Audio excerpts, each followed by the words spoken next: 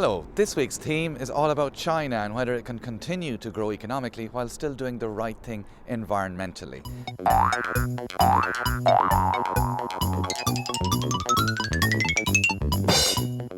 Now, as you can see, I'm clearly not in China. We blew the budget on the Chinese stock market. I'm here in Dublin on Sandymount Strand. In the background, the iconic chimneys of the Poolbeg power generation station. These chimneys are no longer in operation. In fact, they're almost like iconic symbols of Dublin, a landmark of our industrial heritage. In China, chimneys like these are not about heritage, they're very much part of an industrial present. You know, with the recent economic gloom coming out of China, I'm not sure if these sunny scenes are all that appropriate. That's more like it.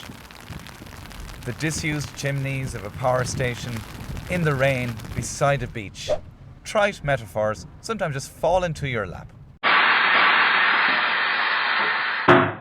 These decommissioned power station chimneys behind me are an important part of Ireland's industrial past. They may even be preserved as a heritage object and possibly might one day become a tourist attraction. In fact, I think all tourists should be brought to industrial zones and waste dumps because after all, industry and waste are as much a part of the human condition as water parks and art galleries. Waste and consumption is what we do. And it's the factories in China that are producing a lot of the stuff we consume, and their environment is paying the price. The scale of environment problem in China is huge. For example, the air pollution, we all heard of Beijing. There are statistics show less than 1% of cities meet the standard of WHO. In fact, China's economy depends on we consumers consuming lots and dumping lots. Who are we to lecture the country on its environmental record? In fact, I get a psychological boost from going to the tip. Ah, that feels good. It's therapeutic, in a bad way, of course.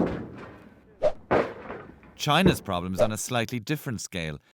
Being the factory of the world has generated growth and big environmental problems. Over the past years, China's economic growth has been first and foremost. And I think everything then has become secondary to that. Well, I mean, it's been phenomenal. What has happened in China is not unlike what happened in the United Kingdom in the Industrial Revolution, or Germany a wee bit later on, or the United States. It's phenomenal. Compare the current situation, Beijing, Shanghai, to London or Manchester when they developed their economies. There's some good lessons that we learned from London, Manchester cities. Countries basically have to get rich before they get clean. We have reached a certain level of sophistication and therefore have the luxury of looking after the environment. They don't have that luxury yet. You may ask, what's the point in talking about Chinese economic growth and its implications for the planet?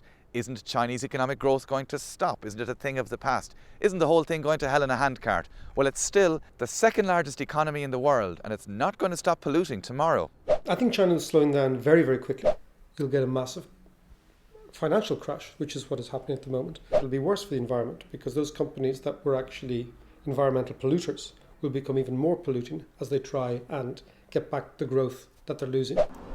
Here in Europe and in the Western world, I think the environment has been a topic of conversation for a long, long time. This is now coming to the fore in China, and you can see that with the legislation that's taken place recently.